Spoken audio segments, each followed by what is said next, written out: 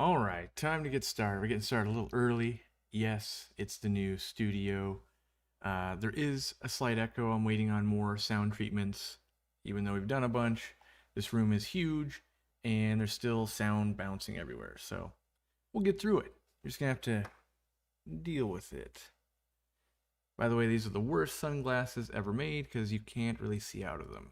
So that's why I don't wear them very often. Although I do find them hilarious. If I only had a green screen, this would be the.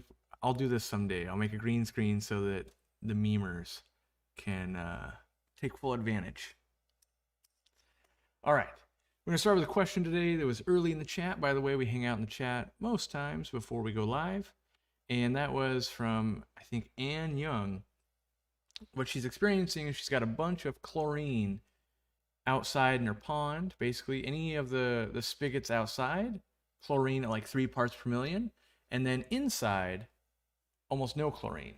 And they were trying to figure out why that was working, and then Candy said, I bet Corey would have some insight, and I do. So most faucets inside a house, they don't, when you look at the water, it doesn't just come out like a hose, right? Where you see the water, it looks white, right? It's because we're injecting a bunch of air. Most of those things you spin off when you're like hooking up a Python hose, that's an aerator.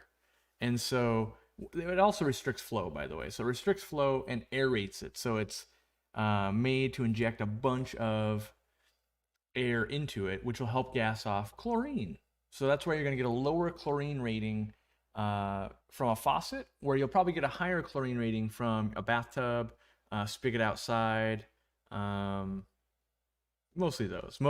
Any faucet's going to have an aerator in it. And so also, if you ever want to improve flow from a faucet, you can remove that or alter the flow restrictor, which you could waste a bunch of water. So if you're not being careful, don't do that. But if you needed it for, like, sometimes there's like, I've had faucets that you can't screw on a Python, and I just have to let the water flow into a bucket, and then I put a pump and I pump it to a tank, right? In that instance, you could either screw the aerator off, or you could make a modification to it.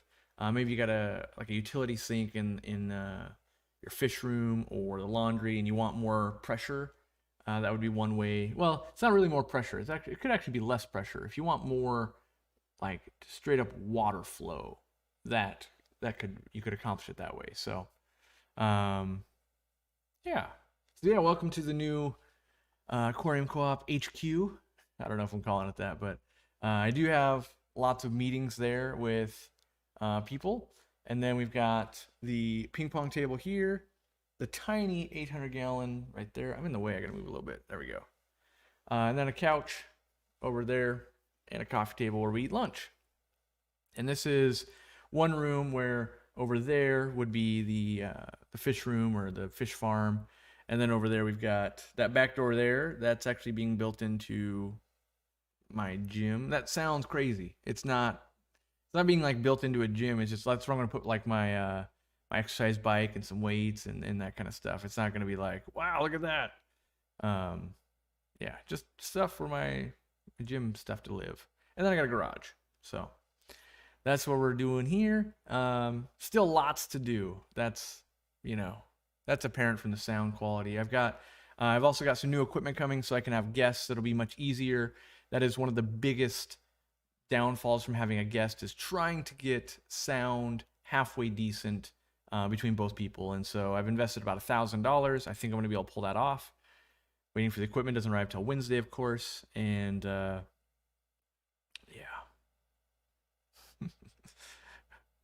Yes. When I need someone to beat the Sasquatch at ping pong. Yeah. Apparently, Bob Steenfot is a madman when it comes to ping pong. Who knew? I am not. I have fun. I have lots of fun. That is true. But yeah. So yeah, Ladybird is in the tank. And long term, I don't know what I'm going to do yet, but I definitely have more cameras sitting around, because we had to have 2 studios going at the same time. So this is another $3,000 camera basically on this giant clamp. And I can get other angles. We can also get maybe another camera going on Murphy. People ask a lot of times, Can you get a 24/7 camera going? We could, but we won't, just because oftentimes there's private meetings in here, whether we're discussing HR issues or just plans for the company. And even though we've never had a problem with our Murphy camera, I don't want to potentially open up to any hacking or this seems not good. When you're doing lots of private stuff, not having a camera that's always live, right there. So, but I am hoping to set up some other camera angles. If Dean and I want to do something like at the couch, or if I have other people and we want to do a big thing right here. This is a big, where's it right there? That's a big TV. It's like a 70 some inch where we just put Excel up there with lots of numbers and check on stuff for you guys. So, yeah. Do you have the portable live stream setup working, and would you walk us around the fish room? No portable aspects of it yet. It was a scramble. I just moved, so last night was the second night that we've lived at the new house, or stayed at the new house. I wouldn't say it's living yet, because it's still like, where's that? It's in a box somewhere, so we're not quite living there, but I mean, we are staying there. But no mobile thing yet. I do have a big old gadget that I'm going to use, and then also I'm trying to set up so I can do live streams outside as well. So we're working on that. That's all stuff to come. So hopefully you guys will like it. Anyone know Corey's plans for Aquashell? I do. I'm not going. There's multitudes of reasons. One, I just got my second vaccine on Thursday, and so I'm not quite fully vaxxed, and I'm not fully whatever the time or whatever. But I got a lot going on. That's part of what's going on here. I just moved in, and Aquashell is any moment now. Candy's moving in state, so I want to help facilitate, make sure that goes well. And then we hired on another employee, and this is the community manager I've been talking about. So they're officially signed. They put in a notice with their company and everything, and they start June 1st. And it's another YouTuber that you guys should know, or might know. And so we're bringing on kind of another, YouTuber onto the crew here to help facilitate. And their sole job, by the way, is 100% in-person events and the online membership and all of that. So we have, I don't want to talk about salaries and all that kind of stuff, but I've invested an insane amount of money basically towards, let's make this membership thing the best thing that's ever been. Let's make sure we're doing live in-person events and all of that. And we're not trying to compete with like Aquashell or anything. I don't actually think like some kind of NermCon or anything's gonna happen. Not in that capacity. Not where it's like, look at all the vendors, look at all the people like that want to speak and all of that. More of like, I'm thinking our events are more like dinner and a movie type of deal, where it's like, okay, here's dinner, here's some presentations, meet with maybe our brand ambassadors and the people who work for us and that kind of stuff. And we probably will go to events and things like that as well, because there's convenient, right? Like, oh yeah, we could meet up with people, but it'll be more that we're trying to do our own thing. And so I'll be trying to negotiate. Well, I won't, but the community manager will be trying to negotiate that with some of these events where it's like, look, yeah, here's what we're going to do, but we're going to be there the whole weekend, but we're doing this, and making sure that's not a problem, because we're going to, like, I'm just not into like the drinking scene and all that kind of stuff. And so Aquashella, great event, but after hours, not a lot to do unless you're going to the kind of the VIP stuff. And so we want to make our own, like, that was gonna be bad. I was gonna say like Nerm IP, and then I was like, and I was like, oh, NIP, and I was like, NIP. I was like, that does not have the same ringtone as VIP, so we will not be making the after hours NIP event. That cannot be a thing. That's why we get a community manager to stop me before I do that kind of stuff. But yeah, so looking forward to that. June 1st can't come soon enough. We're already working on ideas. We've got a whole board going, and they're, we're working on things. There's already, so we hired someone on. I also made a $7,500 investment in another thing that's going to be for members. So definitely just trying to funnel all the money we get right back into what we can do for you guys.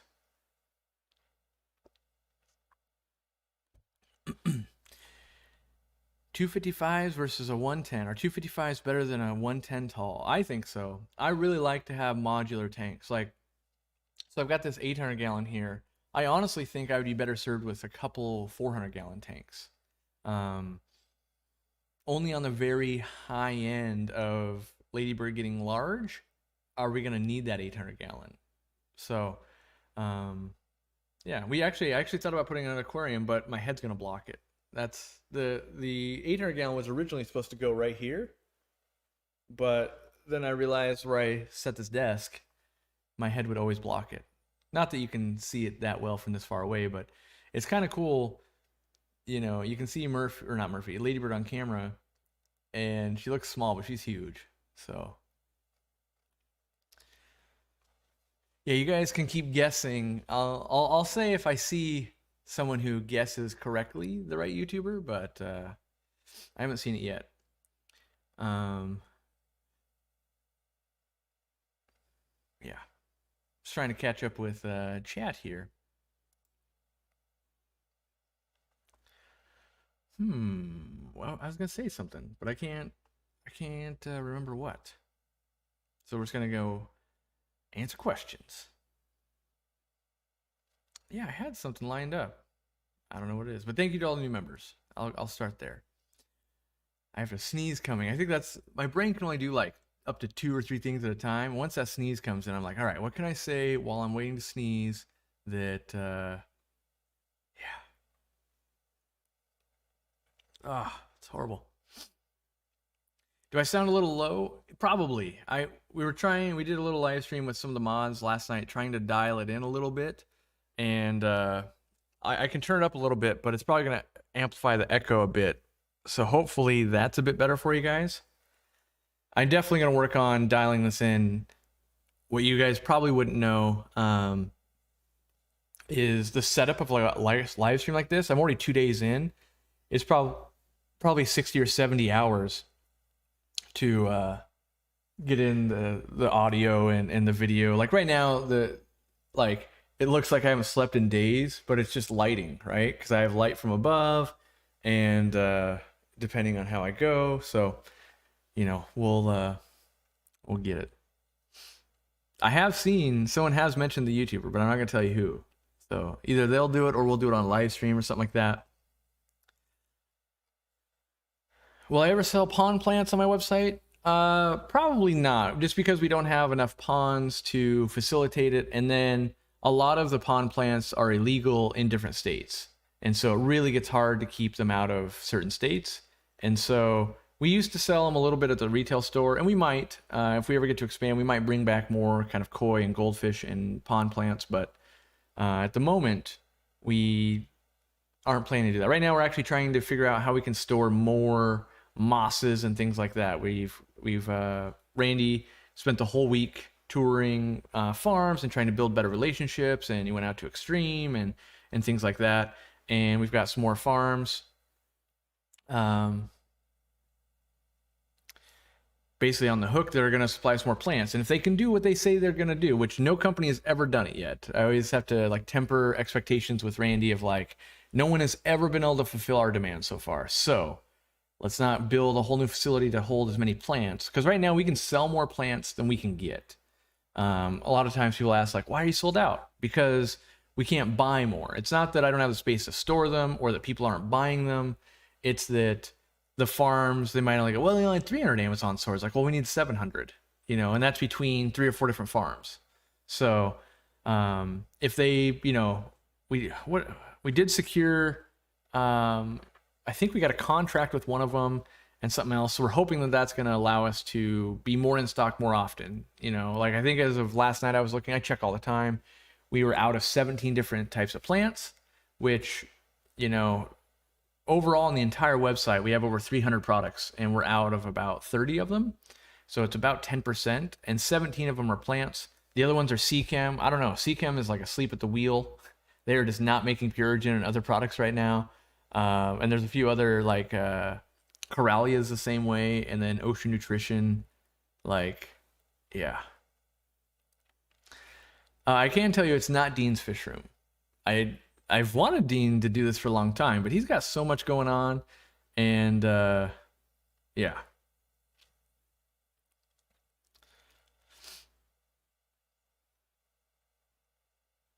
Let's see. I've been using the meds you recommend and all the fish have died. Am I doing something wrong? I'm from Texas and the water is super hard. Well, I can't know if you've done anything wrong, but in general, if the fish start super weak and you put meds to them, that can be enough to finish them off, you know. And so that, I don't consider that to be like the meds fault. Like it is, like, but if they're already so weak they can't take meds, then what are you gonna do, right? It could be that there's, you know, if you've altered any of those meds, like, or you've overdosed, that could be a problem. In the future, if the fish were like crazy healthy and then they all died, maybe take it slower and go, okay, well, I'm just going to treat, you know, fin rot or bacterial infections for the first week. Second week, I'll treat external parasites like maybe gill flukes and that kind of stuff. And then the third week, I'll do internal parasites with Maricin, or not Maricin, with Paracleanse. So you could slow it down, but you know, there's basically two camps when it comes to the med trio, if you will. The one is I don't know how to identify diseases, and therefore, if you don't know how to do that, the trio is kind of your best bet, because a lot of newbies will miss disease and they don't know what to do and they'll treat the wrong disease, right? So let's say you had ick is pretty common, right? And so people can identify that. But let's say you had a fungal infection, but it looks kind of like a bacterial infection and you don't really know. And so maybe you just treat with Maricin and you do that for a whole week to 10 days and you're going, it's not getting better. Well, now you've got 10 days of a fungus getting worse on a fish, right? And we know that, oh, we should have done ICX, that'll get rid of the fungus, but then it's going to leave behind a bacterial infection. So you actually want to do Maricin and ICX at the same time. And then we know, like, it's highly likely they're going to have some internal parasites, and so you would follow up with that, and then, like, you know, a few weeks later, follow up again with the Paracleanse to get rid of them. Now, it all depends on how fast we buy in fish. Like in the store, we give the trio to everything because fish got to come in, they got to get healthy, and then they got to sell. And that revolving door's got to happen all the time. And at home, though, maybe you've got all the time in the world. Like over there, I've got all the time in the world right now because I've got so many open tanks and vats that don't even have fish. So I can take it really slow if I want. But a lot of times I just go for it because we've got so much practice. So you know, you can post to the forum. We can kind of troubleshoot what fish were they, you know, what like condition were they in when you got them. All of those things might help you get to yeah. How do I find the local fish keepers club? Let's see. Probably on the bottom of the website is my guess. Let me take a quick look for you. Yeah, so if we hop right over here, we're on the website. Oh, of course it won't go low enough, but right where my picture is, there's one called links down at the very bottom of our website, right? You go all the way to the bottom right hand side basically. There's something called links and then local aquarium clubs. And that'll pop up this. This is all the worldwide clubs that we have. How do I want to zoom out on the map. Says control, there we go. And it's worldwide, by the way. And so when you guys submit clubs that are active and we look into them and make sure that they actually are holding meetings, which I realize right now they might only be doing online meetings, but you know, it's a worldwide thing. So, you know, there's some countries that don't have any submitted yet. There's other ones that, you know, do. So you've got some, looks like in Denmark and Stockholm, Norway, you know, as well as tons in the United States. Like there's a few in the UK, well, 2 it looks like. But you can type in your zip code or your full address, and it will pull up different clubs. And you can kind of get in here and search and go, okay, maybe you live in Syracuse. You're like, oh, I can maybe make the Buffalo one if I was crazy. Like, oh man, if I was really crazy, I'll make this one, right? So yeah, there's unfortunately not every state has a club, but this is also what we can use. The community manager can go, okay, well, who can we kind of partner up with? We know there's a club, You know, looks like there's 3 in Colorado, 2 in Colorado. Crazy. Colorado Aquarium Society and the Rocky Mountain Cichlid Association. See, there you go. So we've got 2 people we could, or 2 clubs we could reach out to in Colorado. Plus, we have an employee who lives there. So, all the reason to go to Colorado. Don't forget to subscribe, become a Nerm, sign up for text messages if you want to get an alert every time we go live. By the way, we're trying something new after this live stream. We're going to premiere the video for the week. And mostly I just want to see how that works. So if there's like maybe I shoot a video with someone, then I have them on the live stream, and then we release their video or something. I just want to see, you know, is there any extra push from YouTube? What's it look like? What's the experience like? And I thought today was a good day to do it. I thought about that before I moved in, because now I realized I've made it difficult just having all the new things in one day. California is a pretty big state, and so yeah, there are clubs there, but sometimes you got to drive. I still think it's worth driving a couple hours, you know, especially like our club meets at 7 o'clock at night, so it doesn't get over till like 10 or later. But a lot of the clubs that are like 3 o'clock on a Saturday, I would totally drive pretty far to get to those. What can some high nitrates do to fish? Can it cause fin rot or anything else that it can cause fish to suffer from? So high nitrates themselves, if there's no other outside factors, most studies show that it becomes kind of lethal and detrimental at a very, very high number. Like the ones, well, not that I've only read one study, but one study I'm going to reference was like the fathead minnow. Lethality rate was like over 800 before it, well, I think it was 800 before it even started seeing bad effects. And then it was much higher for it to actually pass away, right? But in general, high nitrates, I think we look at this all wrong from a hobby perspective. We a lot of times go, well, what's your nitrates, right? And then a number comes back. But we're not looking at how did those nitrates come about, right? If nitrates came from Easy Green, that's way different than, let's say you had 100 parts per million of nitrates, right? And it all came from Easy Green.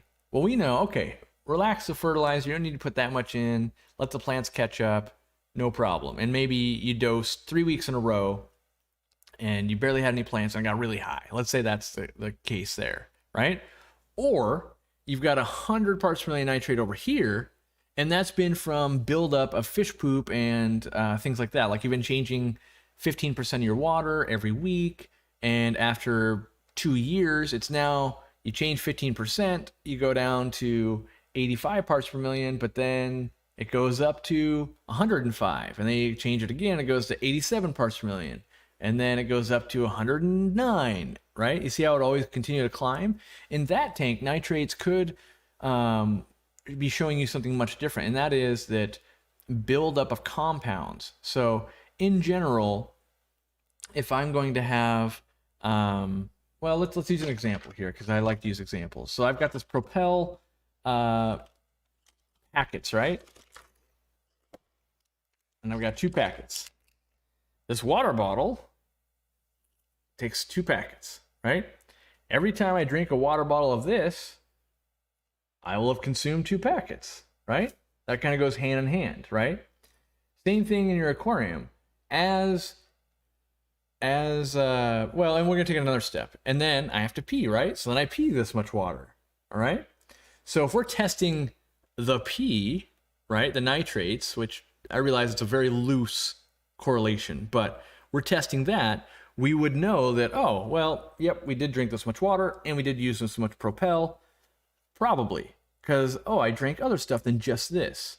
But we can make the association that there's going to be other things in those nitrates or that pee that we're testing. So we can figure out that by testing nitrates, yes, we see how many nitrates are in there, right? But what else has built up in that at the same time? Maybe phosphates built up, right? Maybe ammonia built up, or maybe nitrogen built up. Like we can test for those, but what about calcium, magnesium? We can technically test for those. What about copper and phosphate? We can test for all those things, but on average, we don't test for them. So in this question of can high nitrates, what can they do to fish? Can they cause fin rot? technically yes, because that's like, if you test the pee or you see pee, that doesn't mean what was in it, right? And so there could be lots of stuff going on in the water there. And so fish usually can handle one stress factor. And so a stress factor might be high nitrates, might be high or low temperature, might be high or low pH, might be a fish bullying them, might be not quite enough food or kind of spoiled food or improper food, right? Anything, it could be a kid hitting the tank all day long, right? Anything could be a stressor almost. And so fish can usually adapt to one, right? Like, in the wild, maybe food's kind of crappy, they can adapt to that, right? Or, it's a different time of year, water got hotter, they can kind of adapt to that, right? But with the hotter water and all that, it condenses the food. Usually it's easier to get food. And so, they've trading one stress factor for another. So in this high nitrate scenario, if it was only the nitrates that were high from like Easy Green, let's say, it's unlikely that you would get fin rot. But if it is that older tank syndrome where, my other lights came on, where basically maybe other compounds have been building up and that kind of stuff. And I don't want to call it neglect, because you can clean the tank every week and not be neglecting it, but it sneaks up on you, that old tank syndrome. And so if that's been going on, there could be other factors causing stress. And so then it could be, or it could just be, you've got really high nitrates and a fish chasing another fish all the time. That could lead to fin rot or another disease. And basically, think about it like, if you work a ton, you're more likely to get sick. You're working 60, 70 hours a week. You're not resting enough. Same thing in an aquarium. It's hard to rest if you got really high nitrates or low pH or too high. Lots of stress doesn't help. All right, where is these lights I want to turn off? They're all on a schedule. Right here. Nope, that's my lights. Fool. There we go. Those ones.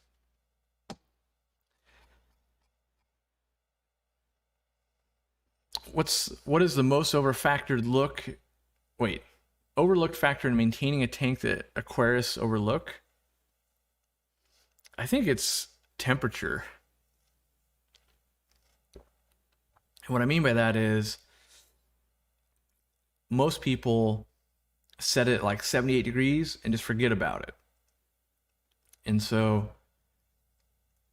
what am I trying to say here?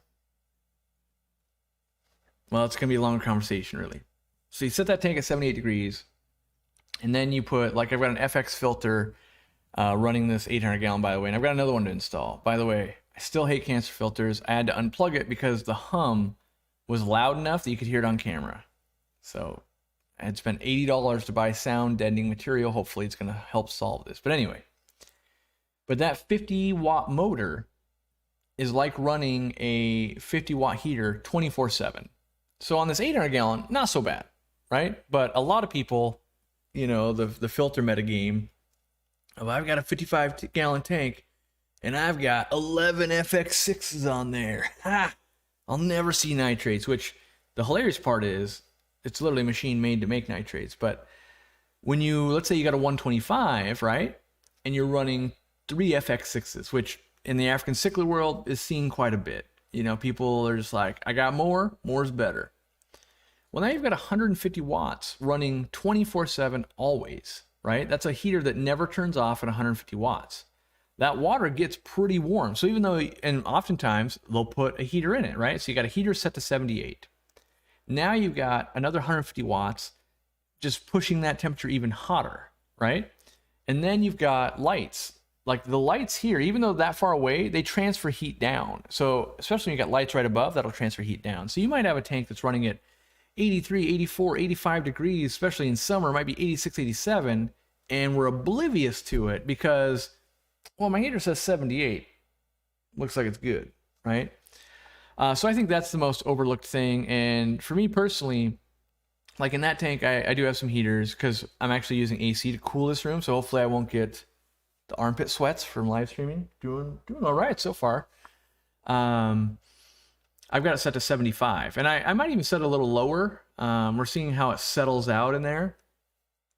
But in the fish room, I'm just running everything. I want it to be at least 70. So Most tanks are between 70 to 72, and that includes the lighting and all that stuff, right? So it's not just set a heater and forget. It's I want all the seasonal changes, because something like an angelfish, when you keep them hot, 78, 80, which is typical tropical aquarium that a pet store would dole out, they're going to want to breed all the time. They're going to fight all the time. They're going to get territory. They're setting up to breed, right?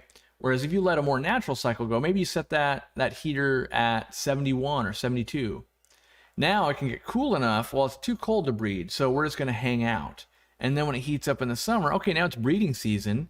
And while it was cold, they brought in all that food. They made a bunch of fat. Now they got a bunch for eggs. And their fins are looking good. And so there they are, right? And now they breed for maybe 3 months. And then it starts cooling back down again. And that's a much more natural cycle. And it won't burn your fish out. The fish are going to live longer, too. Like with rainbow fish. Let's say like pseudomogills only live about 2 years. Or it can breed about, 14 months out of their lifespan. If you keep them really hot, they burn through that much faster. You can shorten that. Where if you keep them cold, they're going to live a lot longer. Same with live bears. And so I don't see the reason usually to elevate the temperatures and keep them super hot. It costs us more money, but then also we can run into some more problems. Now, on the underside too, right? So let's say you got it set at 71 and the tops are off this aquarium and the AC is blowing on, it's cooling it down, and now it's hitting 67. I'm going to get sick fish, right? But I think we need to focus in on the temperature. That's the whole thing about it, because we've got test kits and we do all the stuff with water parameters, except for one of the most important ones, and that is temperature, which most people take for granted. And even if they have a thermometer, they're probably not letting it go like, okay, well, let's let it kind of go seasonally. In fact, we're working on a product to help facilitate that, of like, instead of a thermometer saying like, okay, yeah, 76 to 80 is the green zone.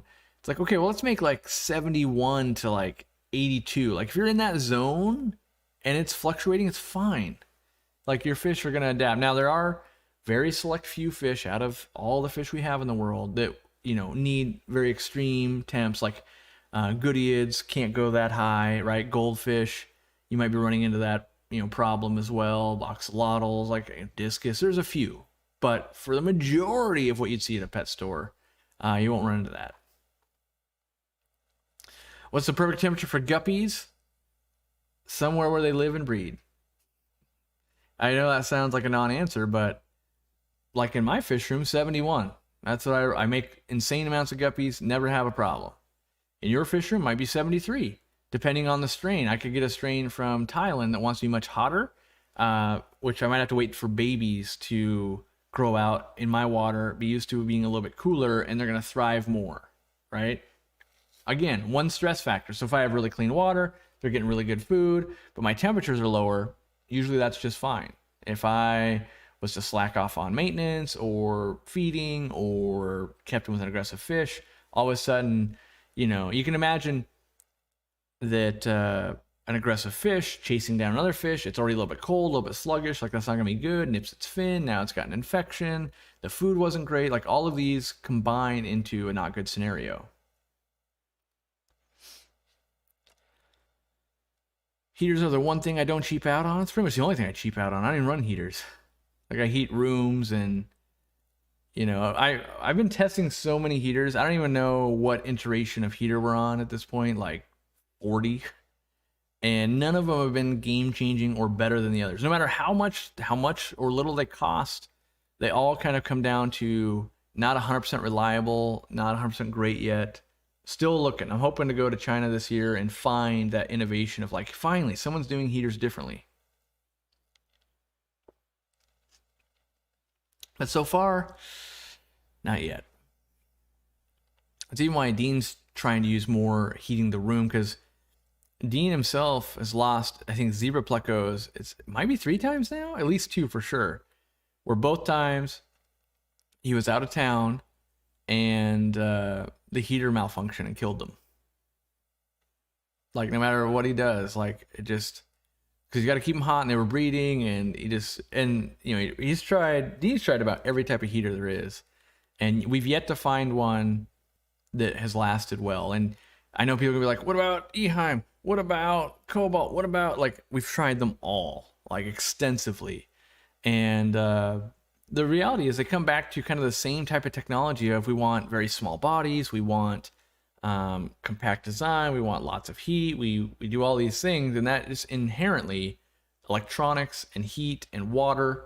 You put those together, don't make for a great combo. So we either need to expand the design. That's what Eheim did. Eheim made their heaters bigger, which adds to the reliability, but doesn't make them bulletproof. It just adds to it.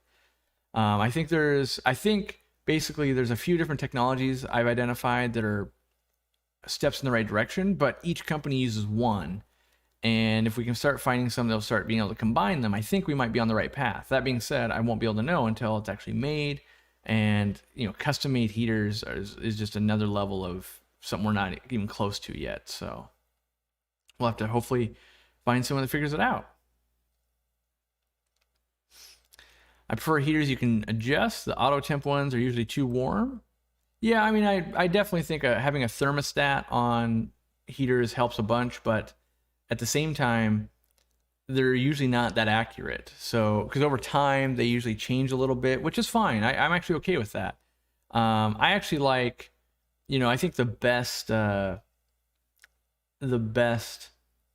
combo on the market right now is some kind of heater. Kind of pick one that you feel good about, and then a temperature controller. Between those two, that gives you the most reliability, but not perfect, right?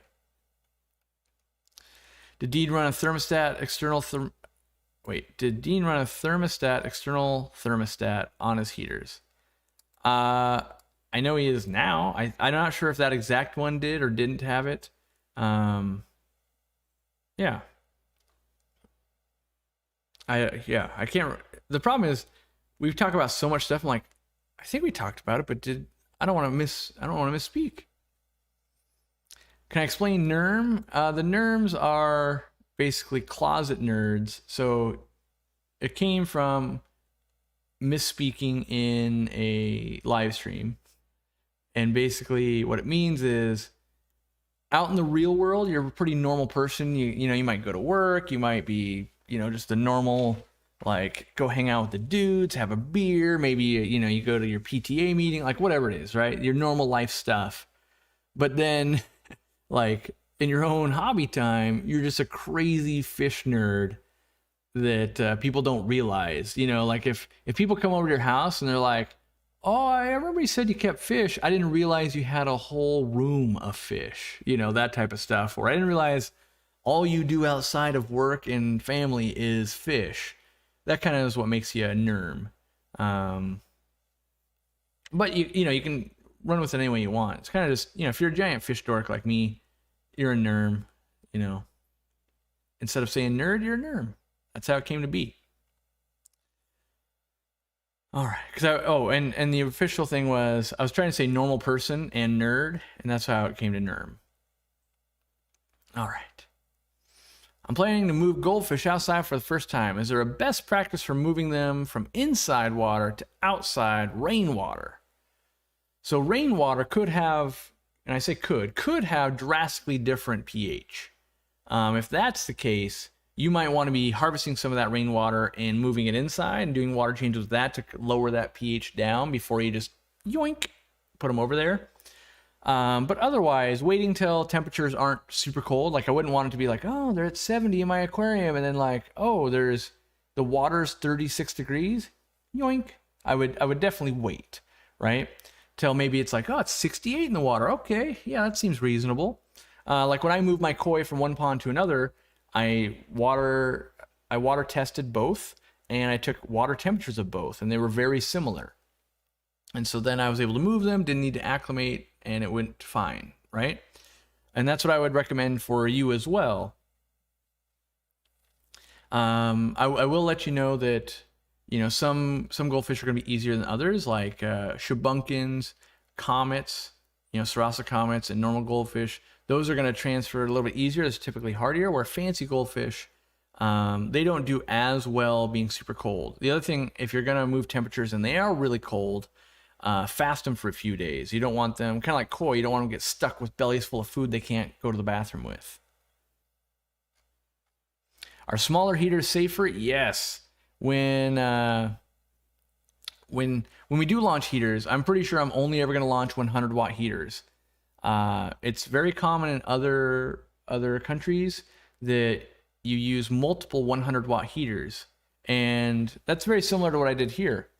The goal is if one goes bad and sticks on, it gives you much more time to catch it because it's only 100 watts it's stuck on instead of 300 watts or 500 watts, right?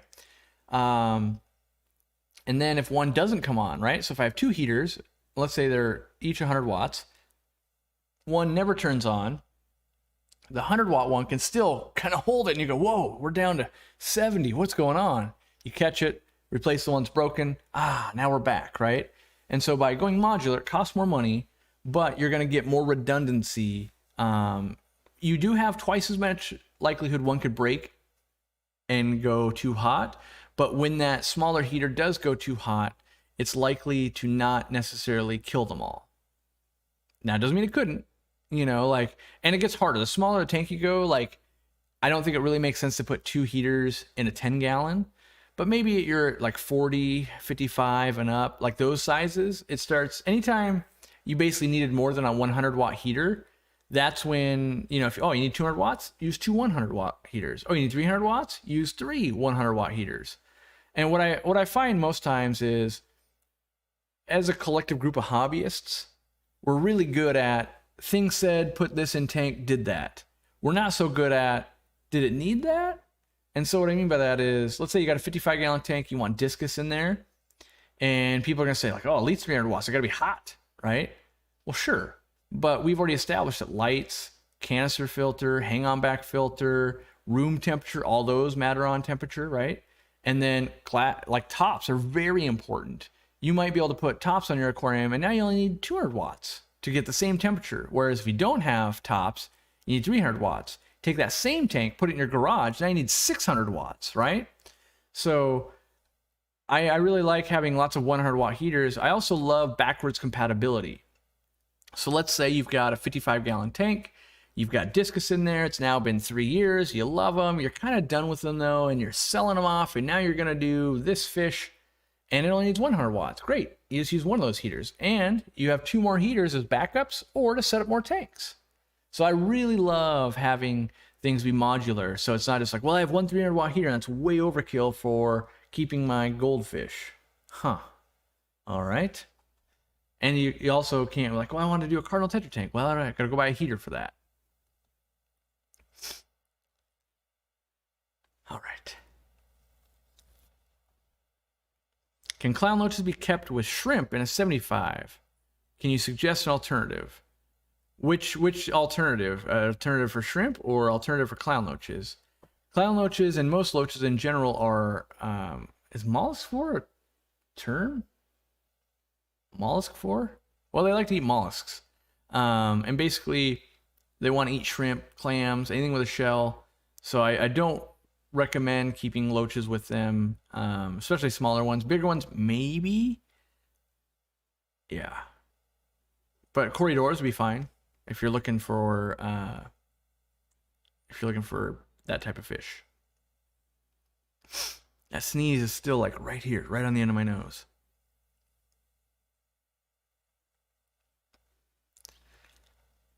I'm trying to raise cardinal shrimp. Oof, me too soon, I hope. I'm using remineralized RO water using Denelai's Sulawesi salt. The salt says my GH should be about 7. And my, hold on. And my microsiemens, should be about 300.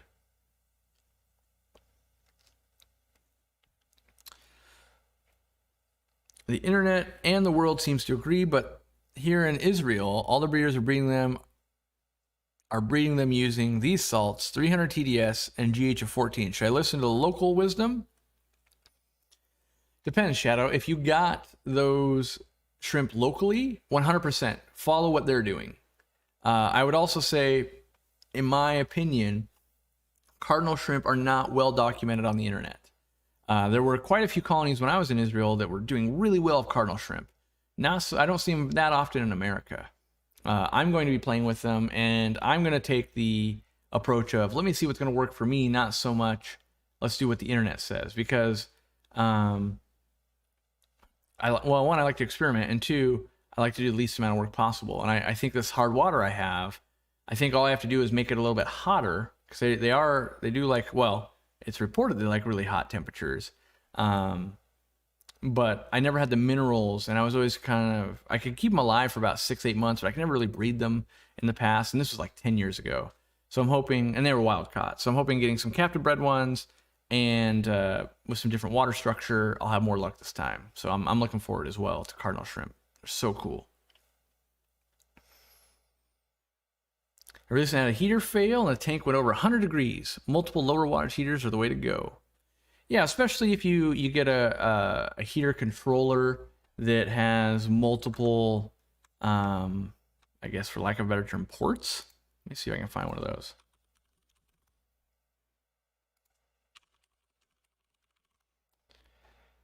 Yeah, here we go. So like on Amazon right here, there's an Inkbird one, and you can plug in 2 different heaters to it, and it will, it's $30. So that's not so bad. This one, is $48. It has more wattage, but you won't need 1200 watts.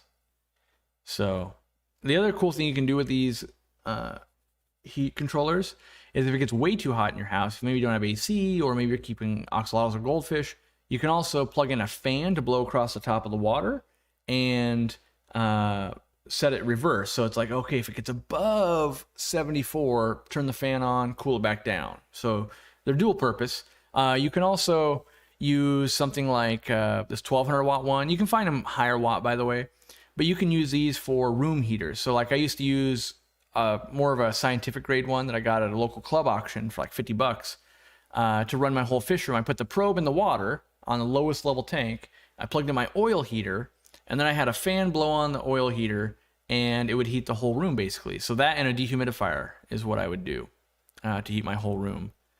So yeah, there's obviously 1,000,001 different options.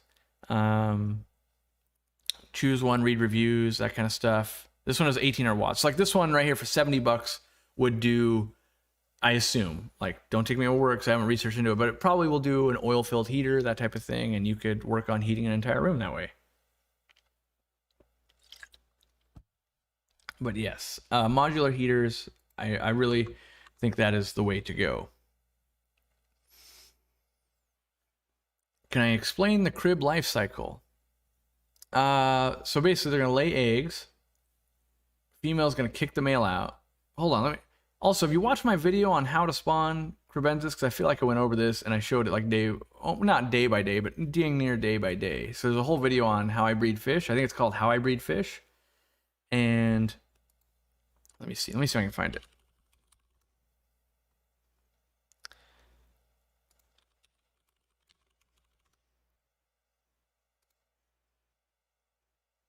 Which I really wish YouTube would make a better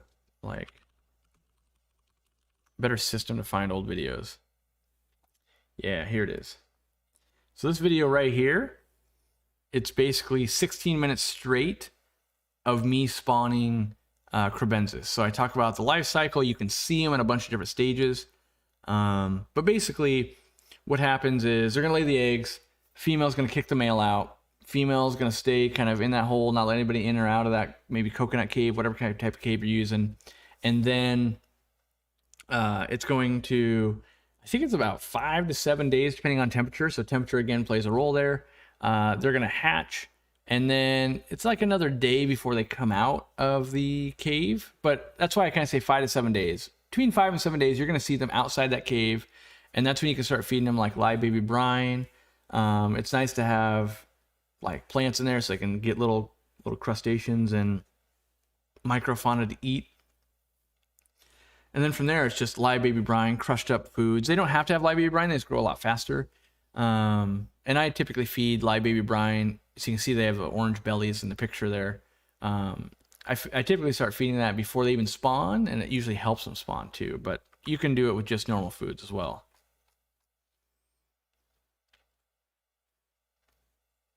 It's how to condition fish for breeding. It is, but it also shows, like, let me, now I have to.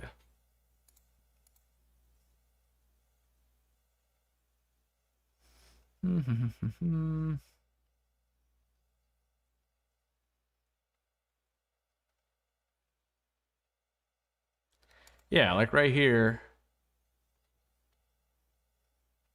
Let's see if I can play this video.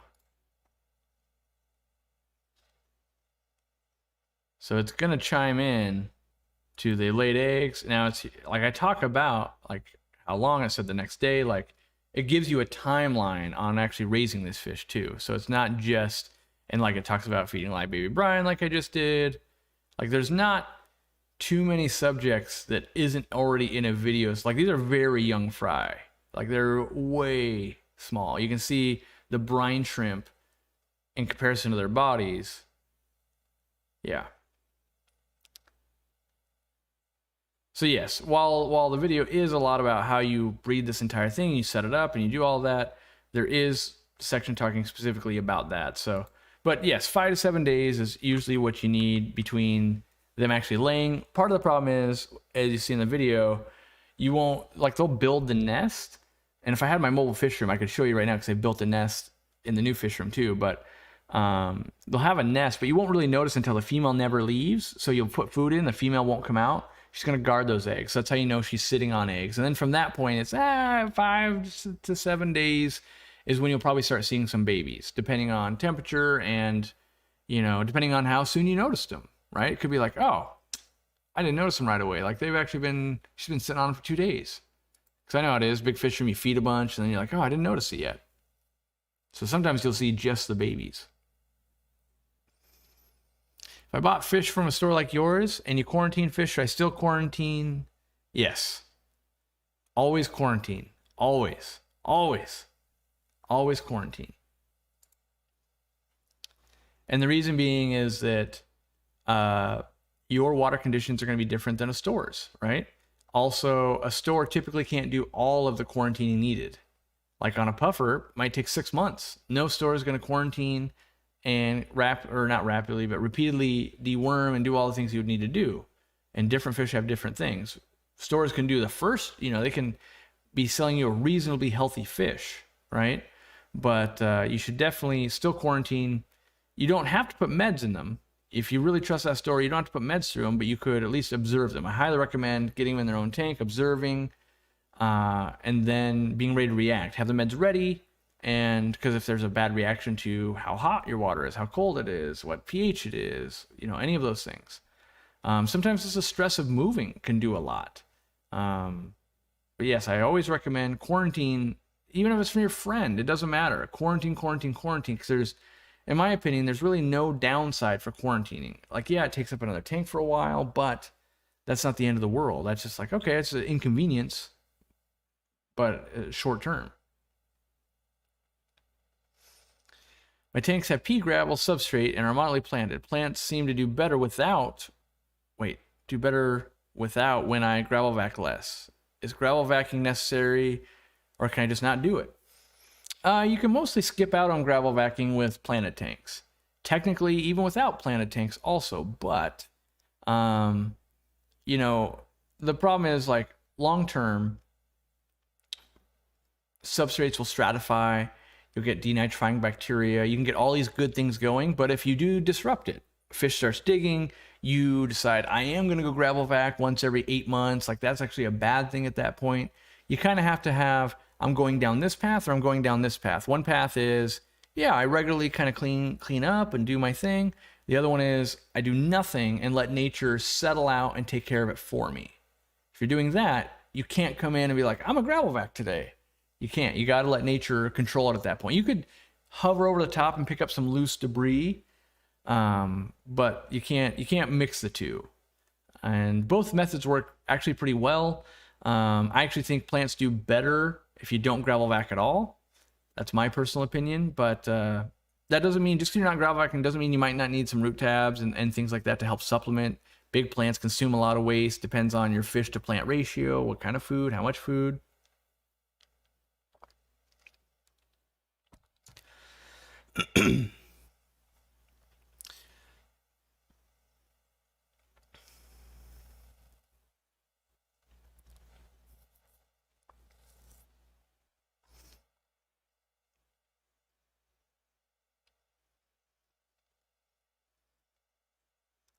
Testing some biomedia. So far, the sponge outperforms Spirax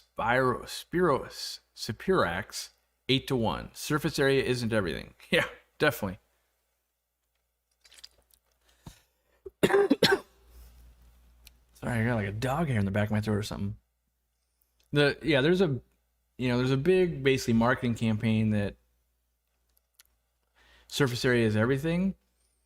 It comes down to usable area though, and I think like obviously I sell sponge filters, so take that with a grain of salt. I also sell bio rings, right? But you hear me all the time be like, yes, buy sponge filters, not buy bio rings. There are, like, I have bio rings in my cancer filter right now. I also have sponge. There are uses for everything, but I don't think you can say like bio rings are just strictly better than sponge filter. I don't think you can say sponge filter is strictly better than bio rings either. But I think there's advantages and disadvantages to every product. I think that there are a lot of people that really play up bio rings because they're cheap to manufacture, especially making out of sintered glass. And yeah, I mean, sponges are pretty cheap too. I just think, pick what you need for your application. I'm not a huge fan of biohome. There's a lot of hype train on a lot of stuff, my own stuff included, right? Just know that there's not really anything out there that's like clearly just the best. If there was, every company, like if biohome was the best, every company would just do it, right? Even my sponge filters. My sponge filters are great for the way I keep tanks and a lot of you guys keep tanks, but they're not clearly the best. Because if they're clearly the best, every other brand would just adopt coarse sponge filters also. We sell a lot of them because no one else is doing it, right? But it's not clearly the best. If it was clearly the best, it would have been done that way forever, right? Or over time, in the next 10 years, maybe we'll see everyone does do coarse sponge filters, in which case maybe it is the best then. But there's enough people on here that would say, I only like fine sponge filters. I get it. You want to collect very fine particles. You like to squeeze that sponge filter every week. I get it. Like, I literally get carpal tunnel at this point from squeezing sponge filters because I had to do 300 of them every month in fish stores, in my store, and at home. And you literally will develop like carpal tunnel from squeezing sponge filters. And yes, have I seen the one guy that did some studies on by cleaning a sponge filter, you kill the bacteria? I have seen that one study. I've also seen like 10 billion fish rooms where we all clean the sponge filters and don't suffer any bacteria knockback. Not saying it couldn't happen, just saying in my practice of, I've been doing this for like 12 years straight, I've never witnessed like, oh, I cleaned the sponge filter, then I had a problem. Maybe it's the way people are cleaning sponge filters. I'm not sure what it is. But, well, I do know what it is. I know that majority of bacteria is not even in your filters. So that's one of the reasons why BioRing, sponge filter, all that crap doesn't even matter. Like even in a bare bottom tank, there is so much bacteria on all the glass, the sides, the bottom, all of that, compared to your sponge, that it's a very small piece of the puzzle, right? Only in extreme environments, which no aquarist ever does. Like if you look at the Israel tours and China and that kind of stuff where people are like, oh my God, there's too many fish. It's so cruel. Oh my God. That's every fish farm. Every fish farm is that way because space is at a premium.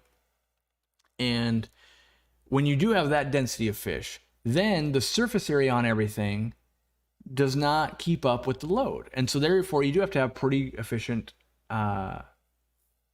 filtration.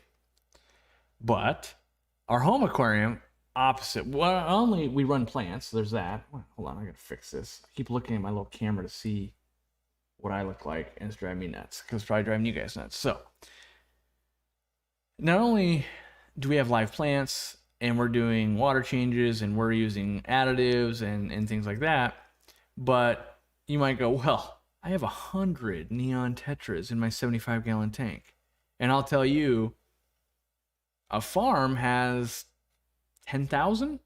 That's I'll give you a real life example. A wholesaler we buy from pretty much every week, they keep 10,000 cardinal tetras in 125 gallons, right? So that's stocking level differences, from, I keep 100 because that's kind of what I can afford maybe in a 125 versus 10,000 at a wholesaler. And a farm might even be another level up. They might be even more dense, right? So in that instance, filtration becomes very important.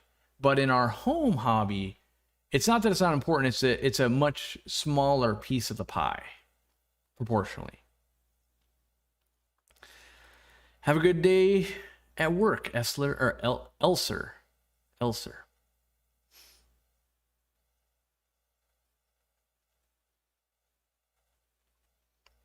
Is there anything similar to Bacter AE I can use for shrimp? I've seen a lot of people mess around with a lot of stuff. Supposedly, dang near any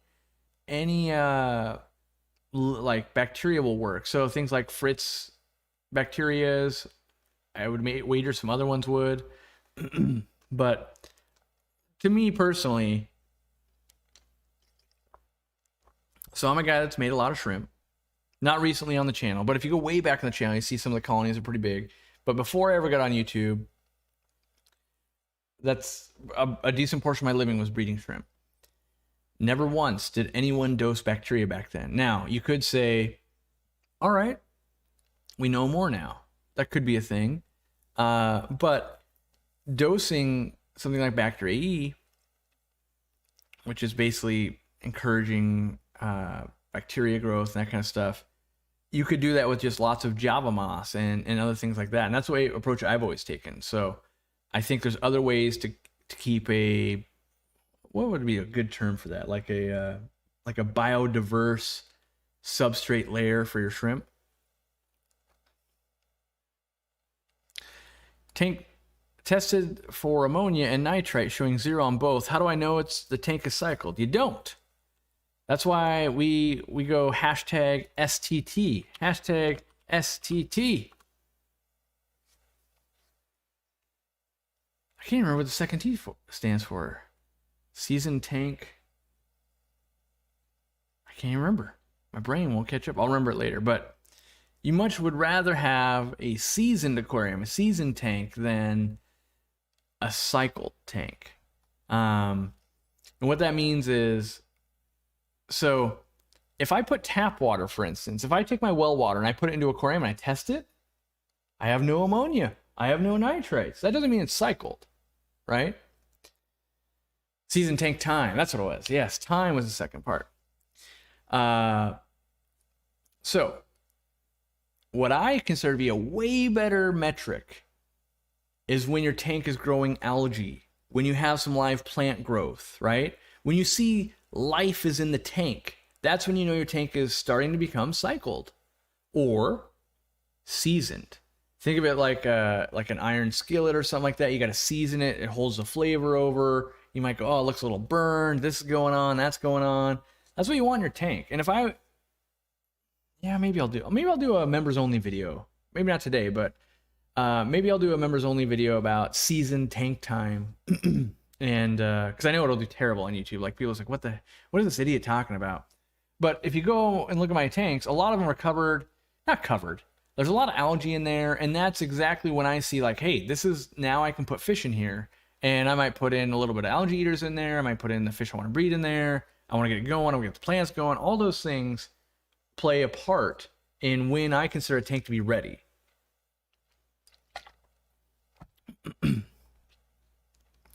What is old tank syndrome?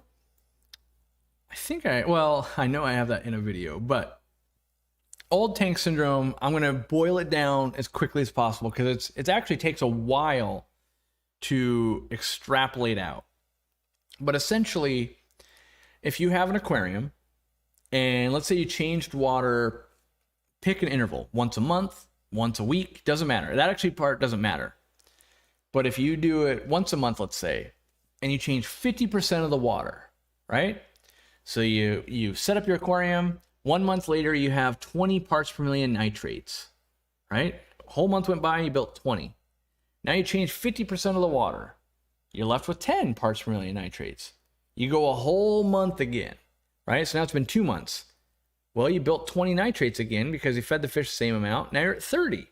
You change 50% of the water down to 15, right? Another month goes by. Now you're at 40, you're at 15, so now you're at 35, right? You're at 35 nitrates, you're gonna change 50%. You see how every time it keeps going up, even though you're doing 50% water changes. Now, things that can help with that, plants, right? That can help. Doing more water changes can help, or larger water changes. The other thing that can happen too is that can happen with pH, where your pH is falling down. You change some water, it brings it back up a little bit, it falls down, and plants can suck out so much that you can run a very, very acidic water without realizing it. And so what's the old tank syndrome? The old tank syndrome is you've gotten to that point where you might have really high nitrates, or you might have really low pH, or some other parameter. Like you could also, I don't change water, I just top water off, right? And so your water is crazy hard because the minerals never evaporate out, and maybe you didn't have enough live plants, so water is getting harder over time. The old tank syndrome is, my fish all live and do fine. I went to a pet store and I bought fish, I put them in, and they died overnight. That's where people will accuse another breeder, a pet store, something like that, of having bad fish. Because it's basically my fish didn't die, and so therefore I'm not the problem, right? It's a big thing you have to fight at a pet store, and education helps. And the reality is, fish are very adaptive, and they will adapt to almost anything. But they can do it gradually, not quickly. So, to think of it another way, just because I cooked dinner and I didn't die from it or get sick from it, and 6 other people got sick, it doesn't mean that I didn't make a bad dinner because I don't know how to prep the chicken. It just means that maybe I cook chicken for myself all the time and I barely cook it, and my digestive system's used to eating horribly made chicken, right? I got old chicken syndrome. That's right. I got old chicken syndrome. I'm moody. I walk around and I just cluck at people. Old chicken syndrome. No love for the glowfish question? No, I hate glowfish, Justin. Actually, I just haven't seen it. There's a million questions. If I see it, I'll totally address it. I just haven't seen it yet. I scroll up a little bit, I still don't see your name. Oh wait, right here. How do you breed glowfish barbs?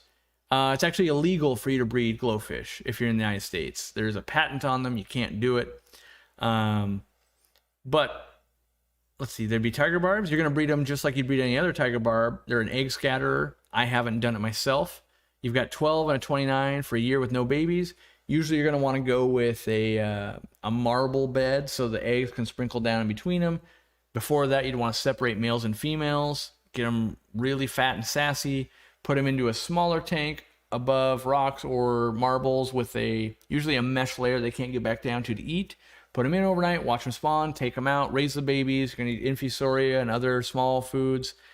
And then here's where I tell you, go mow your neighbor's lawn and then buy more glow barbs, because it'll be a better use of your time. Unless you're like, I just really want to do it, in which case go through all that work. But no, I actually think glowfish are getting cooler by the day. I still don't own any, but every time I see a picture of like a glow rainbow shark, they look super cool. I don't own one yet, but I wouldn't be sad if one like snuck its way into my store. I'm like, I'd take that home. Hasn't happened yet. Old chicken was my nickname in college. Nice. Have I tried the Fluval C2? Is that the let me make sure I know what I'm talking about.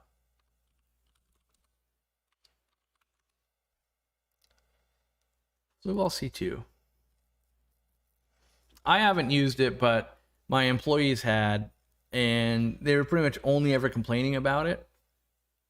And I still believe that, like, so use it intensively? No. Did I play with it and be like, this thing sucks compared to Aquaclear? Yeah. And then my employees bought some, because my employees, they typically are like me, like, I just want to try it. Because it was Fluval's answer to not ruining the price on Aquaclear, but being able to sell hang-on backs in PetSmarts and Petco's. And they did that. My employees tried them just so they could help people that bought them in the store. And they're like, these things are a train wreck. And I was like, yeah, they're like, it's going to be hard to improve upon. It would be like, to me, this is what an Aquaclear is like. It would be like taking a bucket from like Home Depot and going, okay, we need to make a better bucket. We're gonna change all the things about this bucket. And you're like, wait, but a bucket's pretty much a bucket. And I realize everyone could be like, you could make the handle better. Yes, but short of holding water or something in that bucket, a bucket's pretty much a bucket, right? I don't care how much you spent on that Yeti bucket that was $70, which, by the way, if you haven't seen this guy, let's see.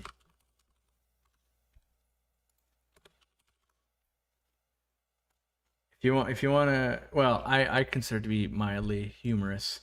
Maybe you don't. But this guy, the You Betcha channel, especially like he does a bucket comparison, the $40 Yeti bucket versus a generic bucket. And I find it hilarious because it really is like, you know, they're the same thing, but one costs like $40.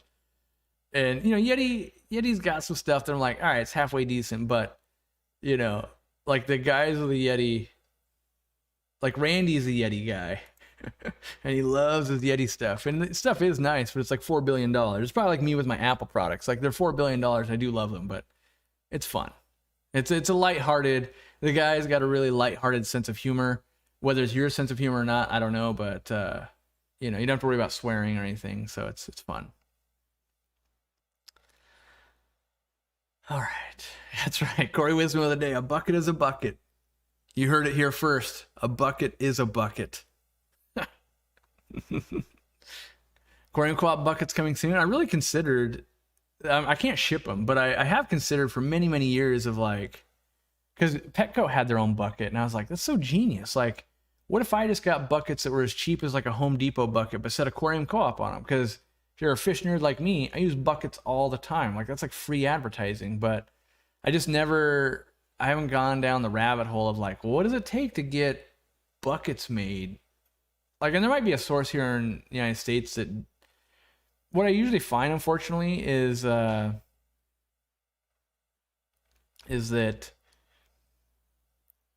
things can be made in the United States, and I go to get it made, like, what do you mean it cost me $6 a bucket? Like, that's my cost?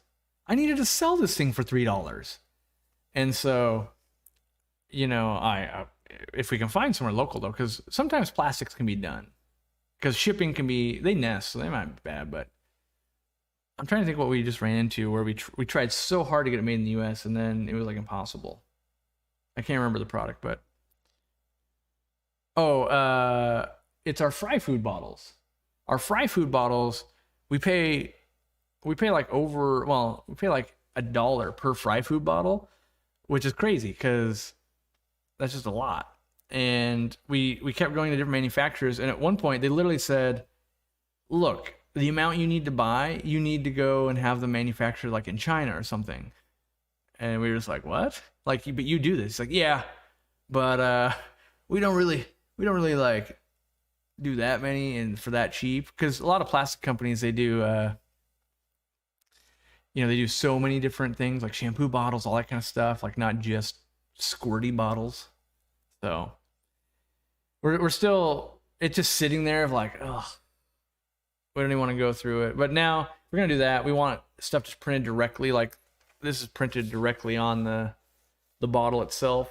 We would want our fry food stats or whatever printed on there. So it's now a much bigger project. We'll just keep going with the same stuff we got going. Which I bet you the bottle we get right now is probably, even though we buy it from another company, it's probably from China originally. I drink coffee out of a Yeti bucket. Now you're talking. That's about true. Corvus Oskin drinks enough coffee, it could quantify a bucket. It's true. Coop stickers on the bucket, that's not a bad thing. What salinity do I recommend for juvenile green spotted puffers? I've had one for about a week, and I'm keeping it at 1.006. I just want to know if that's okay, and what should I feed it? So my experience with brackish fish is limited. However, I believe it's not so much the salinity that the puffers crave, it's the minerals. So first, make sure you're using marine salt and not just like aquarium salt. And from there, I think they just like really hard water. So you might already have really hard water, but I would try to get it like, let's say you're using our test strips or I don't know, any kit, get it to that super hard level, because that's basically what saltwater would be like. And that's where I've found things that kind of want brackish or do well in brackish to really thrive when the mineral content's really high.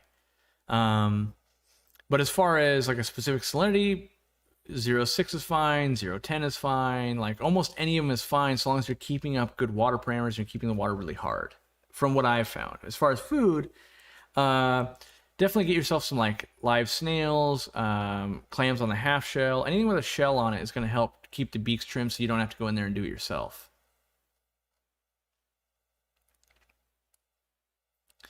Molds for plastic products are really expensive. I know, the last mold I had done was $11,000. That product, hopefully, I think it just hit the water, so another product's coming, but yeah, the mold itself. So that's what a lot of people don't realize is like to have one mold made to make one of these. So here's an example. This would be one mold, this top piece would be a mold, and this would be a mold. So to make this thing, you know, unless the company's going to cut me a deal, it would be like 33 grand in mold fees. Like, oh my gosh, right? But then the thing itself, like maybe after it's all done, maybe this thing only got like, oh, it's $2. And like, I think I paid $20 some for this on Amazon, right? But, and this thing might have been a different mold, but the good news is sometimes you can use like, maybe the plastic manufacturer already had this mold, right? Like a water bottle mold. And maybe you just design the top, because the top is the magic part of this. Like this is a water bottle, but this part is what I love. Yeah, it just got this like, and there's no like, I hate it when the there's like crud in there. Get out of there. I hate it when you gotta like, there's like a straw thing, it doesn't really work, and then, you know, it does like, it's got a little vent hole. Like this, what is it? Cactaki? This is like the best water bottle. I have two of them. I sent some to Katie Tropicals. I went through like 5 or 6 different water bottles before. Like this one of them sits on the side of my bed for just cold water at night. Well, not really cold, but it doesn't have any of the problems that other water bottles have, where you got like the silicone thing that like flips out and then eventually it like crimps and all that. Like this thing's just, this is the Aquarium Co-op of water bottles right here. It's perfect. It's perfect. Cactaki, if you're watching this, sponsor me. I probably don't need more of these, but it's good. It's good stuff. I'm off to try and fix my car. No mechanical skills. Whew. Spoken like me. I got no skills. Like it was an endeavor just to replace my car remote battery yesterday. I had to watch a YouTube video to replace my car battery. Yeah, that's my life is that. For as good as I think I am with aquariums, when it comes to cars, dial up the YouTube video. How do I place my battery in my remote control? Oh man, sad day. Sad day. The dollar store sells those bottles 2 for $1? Possibly. So there's a lot of different squeezy bottles. The problem is they need to have the cap, they need to have the right notch so we can cut it, they need to make sure they're sterile. That's another thing. Like, you can buy just bottles, but then what's the washing process to make sure they're 100% sterile? Like with Easy Green, if the bottles don't come sterile, you'll get stuff growing inside once you put the fertilizer in. So there's actually like there's a lot that goes into this stuff that you would never think about until you're the one that has to produce it. You're like, what do you mean that like someone was making a pizza and flinging the dough and the flour went into the bottles and now they're all contaminated? And yeah, there's surprisingly a stupid amount of care that will go into things that you don't think about until you're the one's got to produce it. Wife set up her first tank this week, checked out AC for the first time. Well worth it. Now she gets the multi-tank syndrome.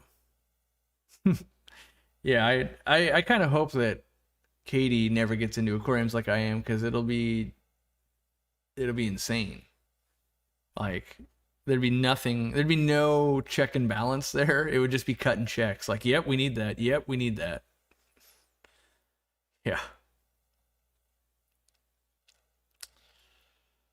Did I watch the new Mortal Kombat movie? No, I haven't. Jimmy was going to go see it like in an IMAX theater, but I'm still, like, for lack of a better term, self-quarantining ish, because there's just so much to lose for me if I was to get COVID or something like that, because like there's just, well, it's mostly guilt. There's so many people relying on Aquariumcoop doing well for their livelihoods that if our warehouse was to get shut down, our retail store to get shut down, any of those things would cost so much money that I'm not taking any chance I don't need to take. You know, like I went to the doctors, you know, I'll do things like that. But if it's like, oh, you want to go watch a movie? Like, let's wait till, you know, now that I have my second vaccine, it's safer. But I also don't have the time. You know, I literally spent all day, like this was a madhouse yesterday. There was stuff everywhere. I had to learn how to hang this skirt on this. Yeah, you can, if you look right there, you can see the tip. Wait, right there. I set up a Roomba. I wish I had known how awesome Roombas were like 15 years ago when they came out. This is the first Roomba I ever had. I think it's mind-blowingly awesome. I washed it clean between the legs here. I thought for sure that thing was gonna be the kiss of death for that Roomba. I mean, I might be getting out of the fish game and just getting into the Roomba game because it is super cool. Who knew? I started out as a gamer, still a gamer, kind of. But yes, I've gamed a lot in my day. I even ran a game shop. Catching fish in a planted tank. Mostly you got to set up a net in a corner and use your hand to come around, right? You come around and you kind of do this with your hand. They'll be afraid of your hand and they're going to go into the net. I do have a video that'll explain that better. Which it's an older video, so, oh wait, how to catch aquarium fish maybe? So the audio is not great and it's too long. It's 11 minutes. But this video right here, how to catch fish. And you can see me, I'm going to show you, you know, a bunch of, look how young I look. My hair wasn't even all gray yet. Oh man. So I'm expecting, let's see here, if I can just easily find the trap method. I'm skipping past all the traps that you set. But it will explain how to do it in there. There you go. See how I'm using my hand to go around, and you're gonna guide them in, and then they come to the front of the net. And one of the tricks is, don't just like close it because you got one. The more fish you have, you can get them to school where you're like, look at that, 30 of them are going to the net. Every time you lift the net out, it actually causes them to get spooked more and more. So try to get a majority of what you want to catch in that first net. That'll help you. It's just gonna be difficult though in planted tanks. Have you ever seen the Roomba dog poop videos? I have. That's why I can't put one in my house. Like if my old lady dog goes to the bathroom on like a potty pad, smeared around. Although this thing you can supposedly train. I don't know. I've only run the thing once. For all I know, it's gonna kill me. It did keep running to my toes yesterday. Run the game shop and aquarium shop in the same lifetime. Yep, yep. Maybe we'll do some more nerd stuff on the members only stuff. It'll be fun. What was my very first job? Well, I consider my first job to be selling stuff on eBay. I played EverQuest, and then I would get items, and then I remember I sold a polished granite tomahawk for $90 on eBay, and my mind was blown. I just touched the mic. Sorry about that. And from that's what I basically sold EverQuest and WoW stuff to buy my first car. But my first actual job was I worked in the mailroom of my college, my community college. From there, I went to And so all I was supposed to do, so here's how it went for me. So I was going to community college for network administration because I thought like, yeah, I'm good with computers. I'll just be a nerd and make my money that way. Turns out I hated working with people that didn't know computers, and that was going to be a bad career path for me. But I didn't know that until working like in the mailroom and going through the courses. But I worked in the mailroom, and like, yeah, you're just supposed to like, oh yeah, it's Mr. or Mrs. whoever teacher, like put it in the mail slot, right? And then they had to do a bunch of like mail outs for students. And that's where all of a sudden they're like, wait a second, you can do mail merges? I was like, can't be that hard, it's a software. And so then all of a sudden I always got stuck on all these crazy projects, like make all this archaic software work together. And this person that was making more than me definitely was like, yeah, have this person do it, because it was a big ordeal. And then, so yeah, I got kind of promoted to like those types of, I still had to do some of the other stuff, but but it wasn't, I think I was making $7.25 at the time, and I had to get up super early, which I still did not get up super. I wake up at 9:30 every day. My alarm is set for 9:30. I stay up late and I get up late. So getting up early to do the mail was not great for me. And my next job after that was, do I even code? I used to a little bit. My next job after that was working at Costco as the food demo people. So, when you walk around, you're like, don't mind if I do. Don't mind if I do. I was the one wearing the hairnet making that stuff. And I'll tell you from experience, don't be the person making coconut shrimp, because people will dang near punch each other to get more coconut shrimp. Yeah. So my advice to you, if you want to be nice, which right now with COVID, there's none of these demonstration people out for the food, but if you want to be nice to these people, if they have to cook the thing, just take one.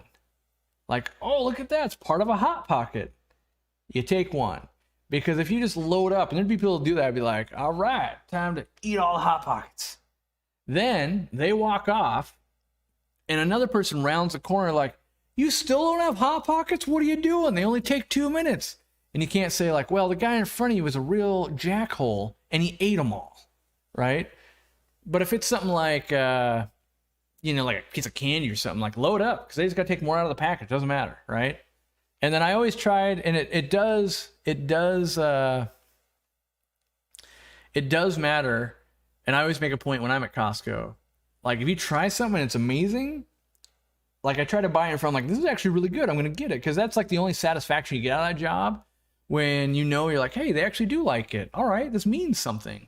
And so, I just always have a soft spot for that, because it's real monotonous of like, yeah, take your Hot Pocket, take your, this is toast, this is mashed potatoes, this is some chili, whatever it is. And then people are like, oh, I actually love it. Wow, where do I buy it? Like, you get that interaction, it's a good time. So that's how you can make life a little better for the demoers. We don't, I don't know now, but you don't get any kickbacks or anything. Like, I sold 1 million of these. Doesn't matter. The only good thing that had was they let the schedule be real flexible, so you could pick the days. So it allowed me to go to college, and then on my off days I go to work. So, and I went to work so I could buy magic cards. What's my take on connecting an underground filter to a hang-on back filter? It actually works pretty good. Dean does that on a couple of his tanks. I like it. You just got to remember to kind of gravel vac and get that deep muck out of there. Azurun's Call. I played that a little bit. Way back in the day, I think I was young enough that I didn't appreciate the PvP aspect of it. So, I'm all about PvP, but which is player versus player if you're not that level of nerd.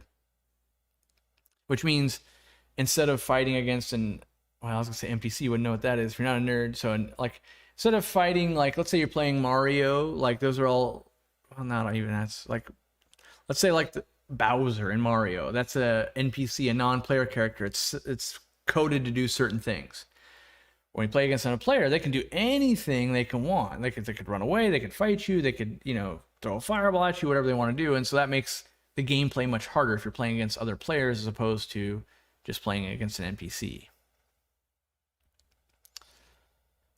I'm looking for this worm question that someone said, did I skip it? I didn't skip it intentionally, I just haven't seen it.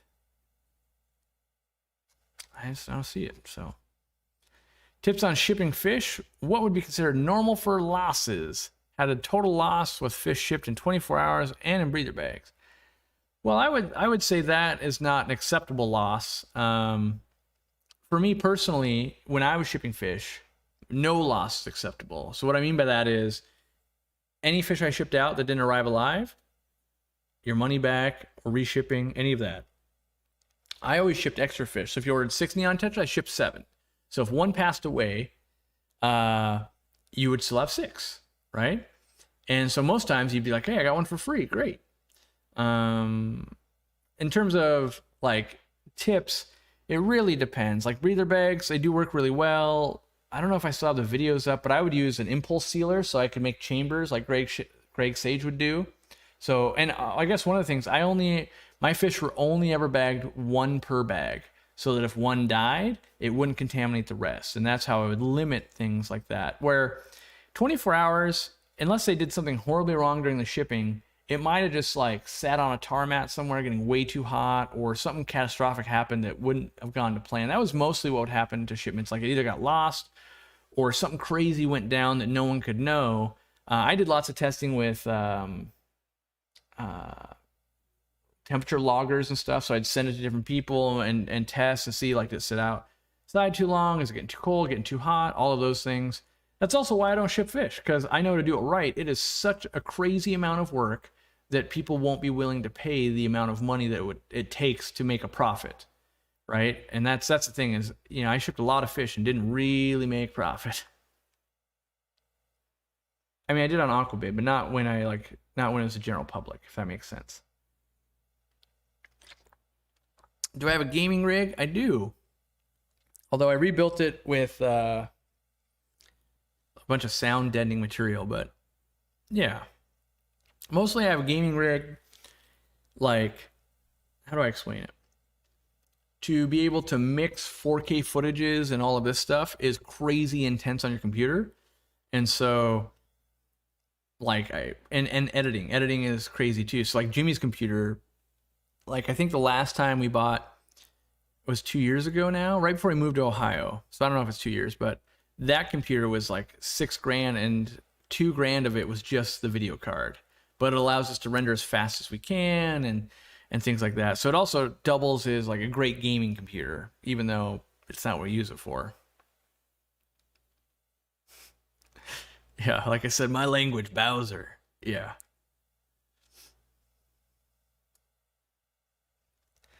Yeah, it's true. During the pandemic, they just show the food, no samples. Yeah, it's sad times. They are bored, but the good news is they still get to keep their job. So there's that, It was a low-paying job when I had it too, but you could schedule any hours you wanted. So you just told them like, hey, I want to work this many days next week. I don't want to work at all next week. So that was the only real bonus of that job. Favorite RODI water? Ohio water is extremely hard, and Apistos are hard to find here. Fry don't do well. Considering giving it a go.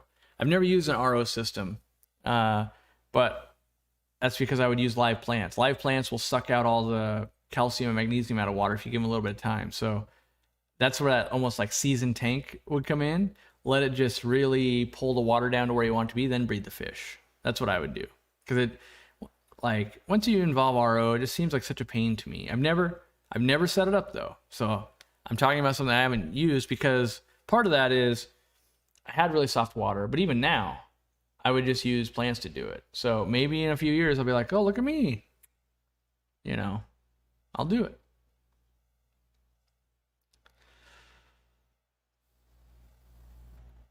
Am I going to be live during the premiere or go live there?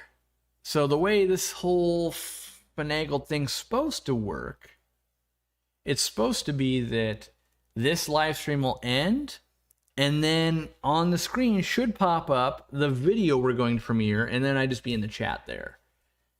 In theory, that's how this thing's supposed to work. Now in practice, I have no idea, because I've never done it, and I've never seen another like fish tuber or anything do it. So I don't know if it works, how it works. Could be a train wreck, but I like being the guinea pig, so we will see. What fish am I most excited to try in my urban fish farm?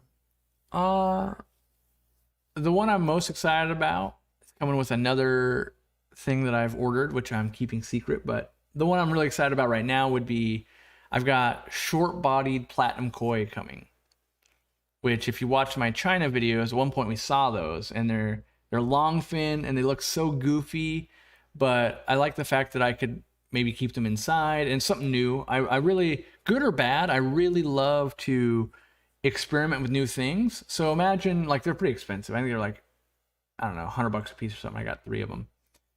But let's say let me explain my reasoning here. Because even if I do or don't like something, here we are in 2021. Let's say I get these fish, I learn like, oh, they're hard to take care of, or they're easy, or whatever I learn about them, right? And let's say they hit the mass market in 2024. I now have 3 years of experience for when everyone's now buying them. Maybe they're at Petco's, PetSmart's, My Store, who knows, right? Now I've got 3 years under my belt of like, here's what I learned about them. Whether I like or don't like them yet, I have no idea. But I love to get things that are kind of new, like rice fish. When I was in Japan, I don't know, 5, 6, 7 years ago, whenever that was, I really fell in love with them. That's why I started tracking them down. And now here you are in 2021. People are like, yeah, rice fish, of course. Yeah, I know what those are. Yeah, but 7 years ago, like no one really knew them except for the Wowza, kind of the blue rice fish, right? But Japan, there's magazines and foods and all of that. And so I was like, yeah, got to get them here, got to learn about them, got to breed them, got to do all of that so that I can be educated about them and make some money on them.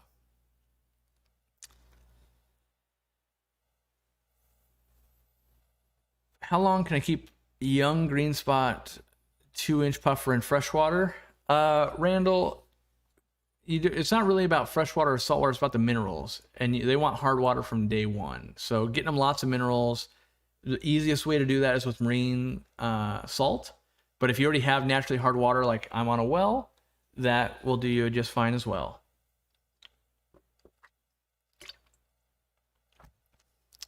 What's the easiest corridor to breed? In my opinion, would be, I think the albino corridors are super easy. They lay a lot of eggs too. I mean, a lot of them are pretty comparable, but they're easy to get a hold of. You can get a big group of them for cheap. There's usually big selections to choose from. Also, because they're so often sold and everything, you can find they'll make their way back to fish stores. And then you can sex them. Like males are going to be slender, females are going to be more plump, and you have a better chance of them already being old enough to breed. So I think those ones are the easiest. Is there a fish that I've stopped breeding that I want to breed again? Yeah, definitely. I've bred so many fish that I want to bring back. A lot of livebearers and stuff. And stuff goes in cycles, right? I'm trying to think of some. Mostly lots of platies. I'm playing with mollies quite a bit right now. Yeah, I don't know. I'm trying to think of anything else. I kind of still want to do strawberry bettas, Alba marginata, but I'm taking it slow because once that fish room gets full, then it's full. So in Texas, 800 parts per million of water, nice. I would now. So what you need to do though, depending on the kit, like the traditional, like our test strips would only test for, I think it's calcium, and so. Let me think. No, it tests the combination of calcium magnesium, but it doesn't tell you. You could have like 799 parts per million of it is magnesium and only 1 part calcium. So you could get separate kits to see how much of it out of the tap is what. One of my rice fish got a dog hair stuck in its mouth. Yep, got it out with tweezers. Anything can happen.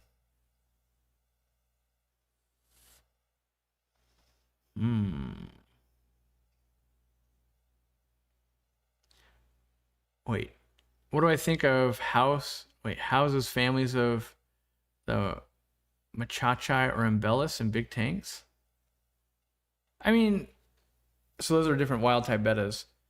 Anything can be done. Like, if you asked me, well, what do you think of Mabu puffers being kept in community tanks? Like, oh, it's a 33,000 gallon tank. Like, yeah, sure. Same thing. Like, take something like Embellis, the bettas, You're like, I got 30 of them in a 240 gallon tank. Like, yeah, it'll be fine. Plant a tank. So it depends on skill level, food, just the size of the tank. All of those things play a part. How many male to female ratio. But I think it's cool. Anytime someone's doing something I haven't seen before, I'm instantly cool because it triggers that like need to learn part of my brain. Like, ooh, what do we got going on here?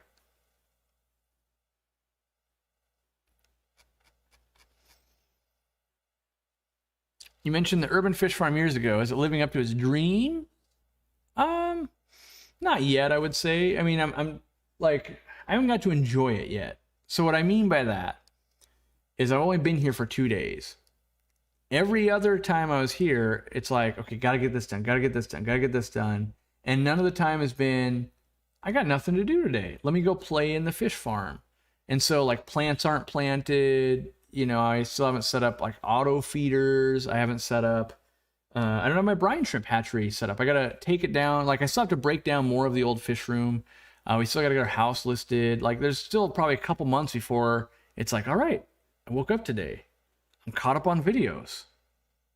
Well, all right, then I guess I'm gonna work in the fish room. Right now, plans got changed. We were supposed to film at Dean's yesterday. We couldn't. Dean let me know last night that we were going to film again Tuesday. Like that might not work out either. So as it stands right now for next week, I have no video filmed yet. So I got to film a video.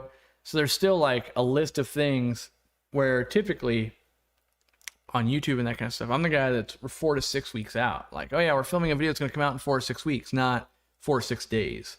So right now, we're real hand to mouth on the content and just everything else, because normally I could go film in my fish room where now I could do it a little bit, but being the fish rooms were like in limbo for so long, we lost out on all that content. And so, yeah, we just got to build it back up and work on stuff. And like right now, to do like more like top 5, top 10 videos, I need like, well, I don't need, but I like to use a green screen. And my green screen that I ordered for this room that will go like up here and I'll pull down never came. So I looked into it. It's because I changed the address on my credit card and it never ran. So now I've like emailed them and like, look, try running it again. Like we got to get this thing going. Like I ordered this thing April 11th. It's now May 2nd and I need it. So, and you would say like, why not use the old green screen? It's not big enough. It's only like 6 feet wide. It'd be like this, so it won't work. So I got to get the bigger one. And yeah. At what size do clownlets begin to breed? Well, supposedly they can breed fairly like 6 inches or so. That guy in Florida, he was using vats. I think you just got to feed him really well. Like I'd have to watch the video again to like just extrapolate his knowledge.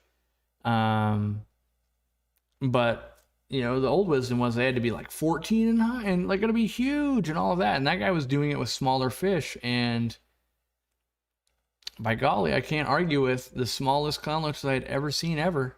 Can't argue with that. Tips on breeding Cyprichromis leptosoma. They're a pretty easy mouth brooder. They their mouth kind of opens like a drawer. And one of my favorite tanks I ever did was a 55-gallon with Cyprichromis leptosoma and cherry shrimp with lots of Vallisneria. If you let them do their own thing and don't have other predators in the tank, they'll just go spit them in the plants and they'll grow up. Otherwise, what I did was I built out of needlepoint mesh big breeder boxes that were like 18 inches long and like 6 inches that way and had a top. I would catch the pregnant females, put them in there, let them spit it out into some Java moss, then take them and put them back in the main tank. You prefer no screen? Well, having no screen makes my job infinitely harder.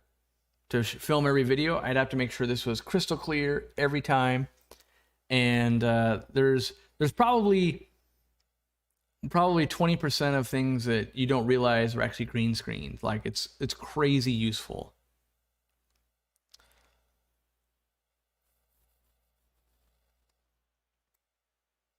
Right, and for the live stream, like the live stream and a green screen, I totally get that. But it's for videos, for actual videos and other people's content. When they're like, "Hey, can you film a part? I want to put you in my video." Like, you don't need this background. It's easier to fit into their background. It's all I can say. It's a crazy useful tool that you know we like, and you'll see like all the little fun things that, and even if I didn't like it, it gives Jimmy something to do because, 700 videos or 500 videos or however many Jimmy's done at this point, it's not fun. It's work, right? It's work. Like, oh, I gotta go in and I gotta do the paperwork today. Ugh. Same thing for videos. Like, oh, we did a fish store tour. Like, oh, good. That's only gonna be the 80th one Jimmy's done. So if he can do new things, it keeps it interesting for him. And same for me. Like, it'll be fun to figure out the audio, the echo that's going on here, all that kind of stuff. Like, it helped a little bit. I added a panel right here. I just laid it right here for right now. I don't know. Can I show it to you guys? Oh. Yeah, that panel right there. I just laid it there. And it's already helping with echo a little bit. It was right below the ping pong table. Right there. All right. I set up a mini pond about 3 weeks ago. There's a lot of bubbles, which I know is not a good sign. Probably a bit of ammonia, but not much. There's no fish. Also seems to be more bubbles at night. What could be going on with a mini pond, you could have like pollen and other proteins landing on the surface of the water and kind of making some protein films. That could be one thing that's going on there. Camera thing. There we go. But I'm not sure. I wouldn't worry about it too much. Like, again, get some algae growing. Let that tank be seasoned outside. Maybe even throw some grass clippings in there. All of that. Just let it marinate as the waters or as the temperatures are warming up. That kind of stuff. One day I would love if you had to spend the weekend touring aquarium co-op, small groups getting to see behind the scenes and learning all the things. I gotta be honest, probably it's never gonna happen. Like, one, we'd never invite the public to our home. Two, at the store, so if we, on average, like on a weekend, right? On a weekend is $7,000 in sales. We'd have to shut the store down to be able to do that. So we'd have to charge a lot of money, $7,000 worth of entry fees, and then that would look like we're price gouging. So that's where I was like, it doesn't seem practical. Whereas filming after hours, maybe, we're gonna try to do some events and things like that, but it could be, we did that kind of stuff in the past, and it was its own endeavor, and that's before we got when the light from the skylights does this, it kind of makes the camera freak out a little bit. So, but we're gonna try some stuff. We used to do some after hours things, but even then it was daunting, and now it would be even more daunting. Like the last time we did a meetup with AquaPros, me, Bob, there was so many people. It got ridiculously hot in those buildings. So we're, at this point we might do an event. And you're like, oh my God, 900 people showed up. Like, oh, what are we gonna do? I think I'm out of focus. Focus on my face. I don't know why it's all geeked out.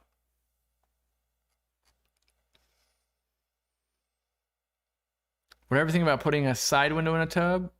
I'd buy one that way, but I wouldn't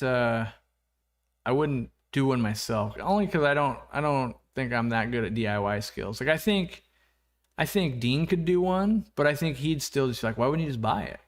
And that's, I try to DIY stuff that's I gotta do a lot of it, repetitions, all of that kind of stuff. But in terms of, like a one of, I would just buy it that way probably. Windsor Aquarium Society joined. Welcome. I wonder if that's actually the membership chair or something like that for Windsor Aquarium Society. I feel like if your Aquarium Society joins the Nerms, it's the first step to making sure I come there. Which, by the way, we've got more, we're brainstorming more things to do for memberships. Some of them will be more perks at the $5 level. We're looking into what it means if we were to offer like a, like a $2 level.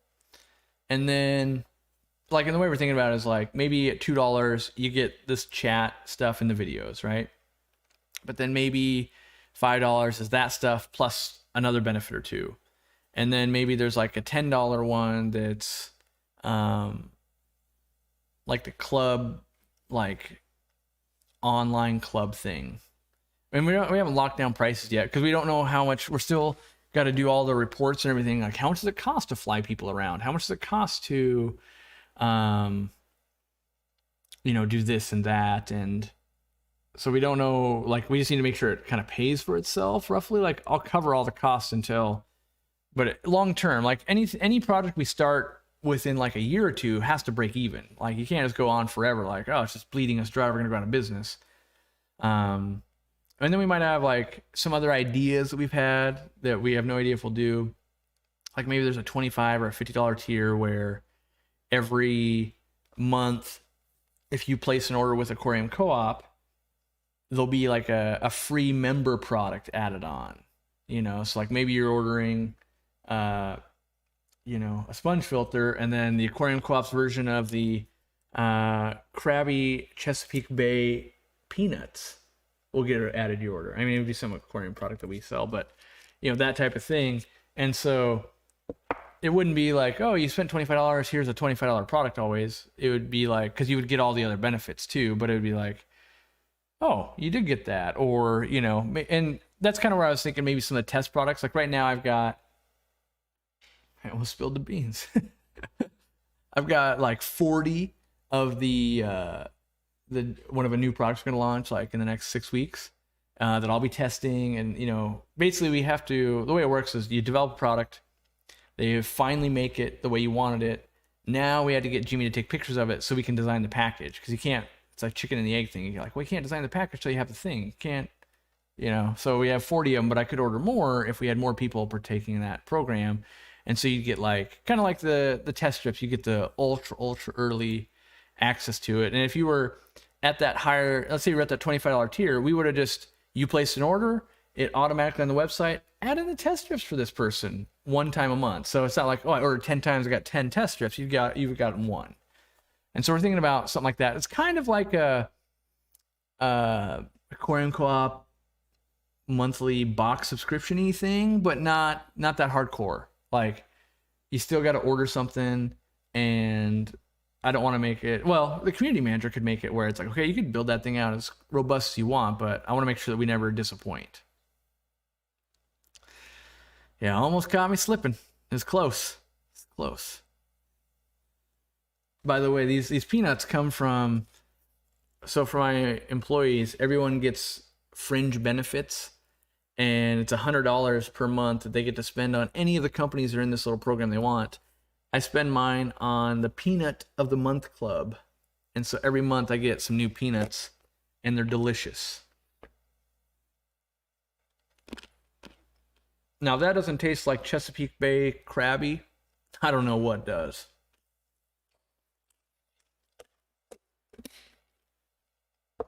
So good. The jalapeno ranch ones were amazing, but I brought them down to our campfire area, and I left them in one of our sheds, and a mouse ate through the top and pooped in them. So that wasn't good. Can the Nerms be beta testers? I don't know about that. Well, maybe. There's kind of, yeah, I guess you guys are beta testers. Like, maybe it's beta testers. That'd be pretty good. The beta tester program. Anyway, like, we pretty much do all the alpha testing, and then we can only get so far, and then it basically becomes the beta testing of like, at mass production, or that person's got crazy thing going on, we can still make it better. So we go like, is this perfect for Corey's fish room, and Dean's fish room, and Randy's fish room, and Robert in the store? Yes. Then it goes out to the masses, and we get feedback like, oh, well, we could fix that too. Oh, that's a thing too. And then like the next round's like, okay, now it encompasses quite a bit. So yeah. Don't worry, I won't tell anyone that YouTube you hired is definitely Simply Betas. Could be. Did you guys know she's a voice actor? Probably didn't know that. What are the odds of having a set stream time and day? I don't know. I've basically what happens is I'll get into like a routine and I'll go for a while, and then something in business will change and it just won't be a thing anymore. Like right now, people are like, Sundays, all right, it's great. The minute I start traveling again, Sundays aren't going to work. So it's, you know, we've done almost about every time and day over the last 5 or 6 years, and it just kind of rotates and whatever can fit with my schedule. You know, and I hate this guy be like, why is it got to fit your schedule? Like, well, because it can't fit my schedule, and then I'm here. That's the problem. But the community manager, that is definitely one of the things is like, if we do we're going to do the club thing, but when the club thing launches, it'll be this day at this time every month, with or without Corey. Like, it has to be built so that if I have to be in another country working, the show goes on. So that'll add some stability for that. Is there a Discord for this channel yet? Nope, not yet. I just think I'll neglect it the whole time. So there could be one that I'll never participate in. I spend all the free time that I have on the forum. And I think that Discord would be like a worse version of the forum. What I mean by that is the conversations would just kind of fly away and not be there forever.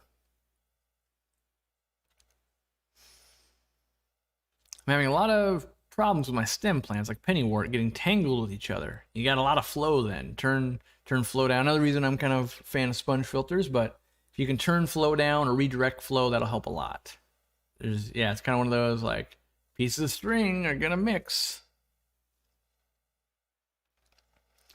4 minutes until this whole premiere thing's supposed to go down, so hopefully it'll be a seamless transition. If you're still listening at this point and you want to be notified when we go live or release a video, make sure you sign up in the description. There's a link for our text notifications. This week cost me $14. Well worth it to make sure those who want to be notified got here today.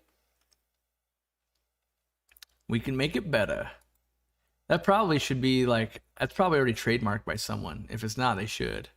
I feel like Zoom Edge should trademark that. They do a lot of beta products. Beta Nerms, more beta. We could call it maybe, because I got to think up like the tier names and all that. Because like the Nerms, you know, like maybe like a $2 thing will be like the members, and you could like join up. But by the time you want to become a Nerm, you probably know what it means. And then like beta Nerms, and then whatever else. Like what's some kind of like donate to charity Nerm, donor Nerm? I don't know. Corey has free time? I don't. In fact, that was the only like feedback from my doctor. I got all my blood work done and everything, and basically it's like, well, looking at the levels, like you need to sleep and relax more. And I was like, oof, yeah, I know that. So I actually, for my own health, I need to make dedicated steps towards working less, which is not great for you guys, but long term it will be. So I'm making active steps to like, okay, how do I, once I've finished moving, like start stepping it down a level or two, you know. Like if I just worked 60 hours a week, that'd be great.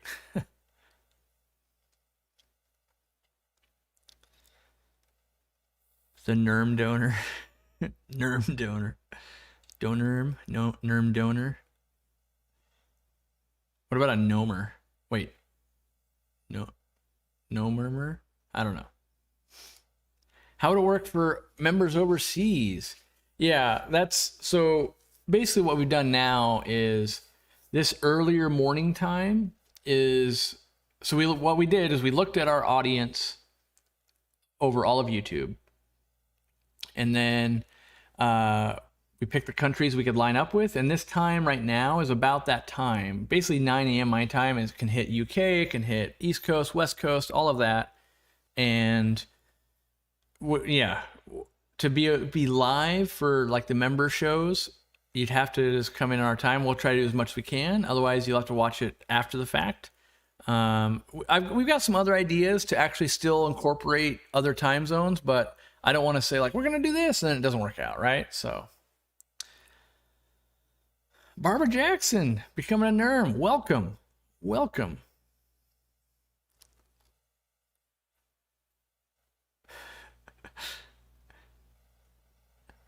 Rhonda Patrick's videos to watch about sleep. All right. I mean, trust me, I know sleep is magical. All right, it's 1 o'clock. We got to go over to watch this premiere. So I'm ending this thing, and we hopefully will not have this be a train wreck.